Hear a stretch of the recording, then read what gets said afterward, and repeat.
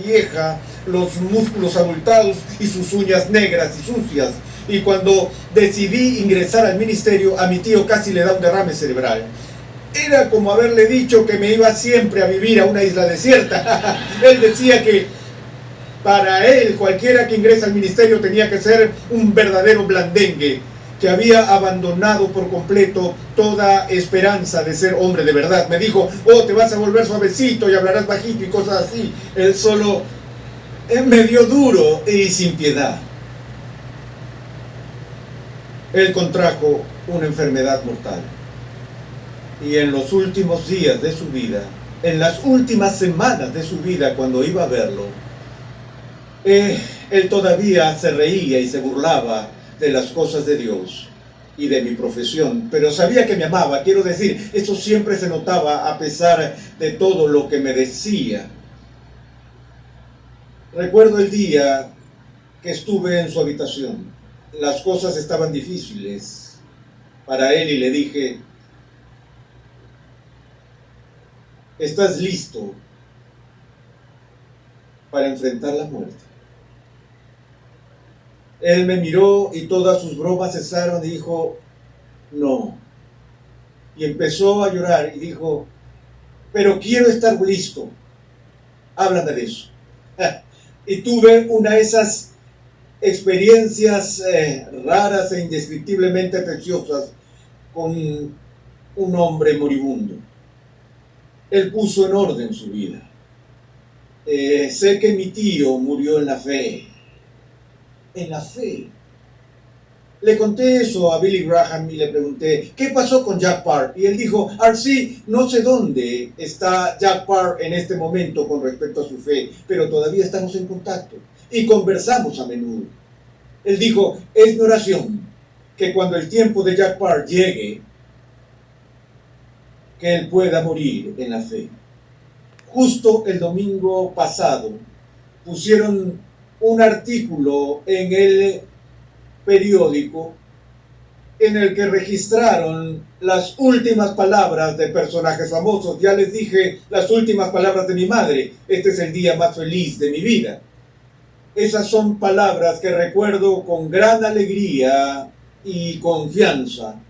No es lo mismo con las últimas palabras de mi padre. Cuando tenía 14 años, mi padre sufrió un derrame cerebral que lo dejó paralizado en la mitad de su cuerpo.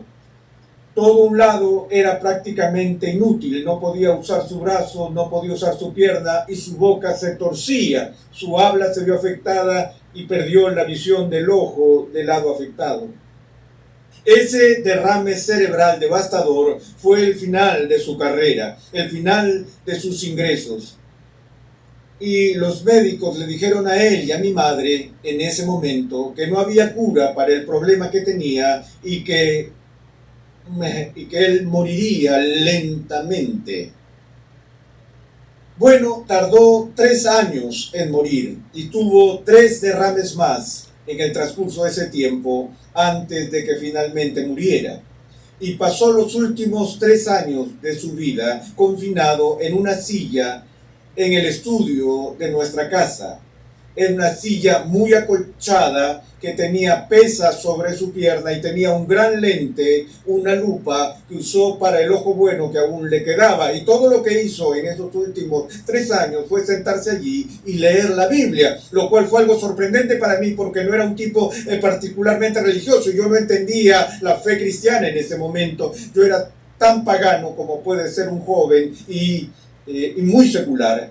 Nuestra familia no era, como ya dije, una familia profundamente religiosa, para nada. Pero en esos últimos 3 años mi padre empezó a pensar en el significado supremo de la vida y comenzó a leer el libro y usó esa gran lupa.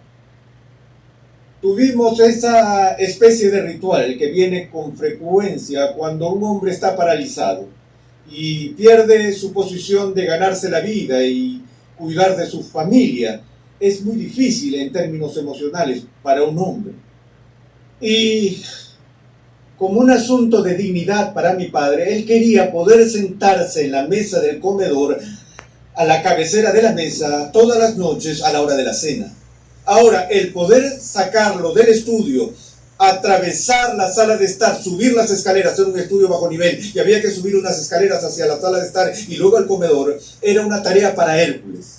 Pero era mi tarea y tengo que decir que disfrutaba hacerlo todos los días porque contribuía con la dignidad de mi padre. Cuando llegó el momento de la cena, entré al estudio y me puse delante de su silla, me agaché un poco, tomé sus dos brazos, los levanté y los puse alrededor de mi cuello y tomé sus dos muñecas para juntarlas y así, poniéndolo sobre mi espalda, lo cargué casi arrastrándolo, por así decirlo, para llevarlo a la mesa del comedor y acomodarlo en esa silla en la cabecera de la mesa, y se sentó allí con su lado inmóvil y estuvo con la familia todas las noches en su asiento, el jefe de la casa, durante 3 años. Bueno, al final de este periodo de 3 años, después de la cena, ya los platos estaban retirados y fui a la cabecera de la mesa y lo puse alrededor de mi cuello otra vez y empecé a llevarlo de vuelta al estudio. En lugar de pasar por la sala de estar, me pidió que me detuviera. Dijo que quería sentarse en el sofá de la sala, así que lo senté en el sofá y le dije, ¿qué es lo que pasa? Él dijo, tengo algo que decir. Ahora, tienen que entender que él no hablaba con mucha claridad, era difícil entenderlo. Pero él me dijo estas palabras, dijo, hijo, he peleado la buena batalla. He terminado la carrera. He guardado la fe. Ahora, amigos, yo no tenía idea de dónde venían esas palabras. No tenía la menor idea de cuál era su significado bíblico y teológico. Era tan inexperto en religión en ese momento de mi vida. Tenía 17 años cuando todo esto sucedió y él me estaba diciendo esas palabras. Yo entendí exactamente lo que mi padre estaba diciendo. Mi papá estaba diciendo que era el final.